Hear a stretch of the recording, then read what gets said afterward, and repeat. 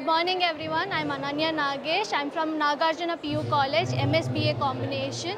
It's been a real privilege studying in this college, and the faculty has been really helpful for me. The teachers guided and supported me every time. They were like my backbone and they always supported me, and all my doubts were clarified, and it helped me really to get whatever marks I got today, the 5th rank. I would dedicate it to the teachers and my parents. ನಮಸ್ತೆ, ನಾನು ಕವಿತಾ ನಾಗೇಶ್ ಅಂತ, ಅನನ್ಯ ನಾಗೇಶ್ ಅವ್ರ ತಾಯಿ. ನನ್ನ ಮಗಳು ಇವತ್ತು 5th rank ಬಂದಿರೋದಕ್ಕೆ ನಾಗಾರ್ಜುನ PU ಕಾಲೇಜ್ ತುಂಬ ಕಾಂಟ್ರಿಬ್ಯೂಟ್ ಮಾಡಿದೆ. ಇಲ್ಲಿನ ಟೀಚರ್ಸ್ ತುಂಬ ಅಂದರೆ ನಾನು ಎಷ್ಟು ಹೇಳಿದ್ರು ಸಾಲೋದಿಲ್ಲ.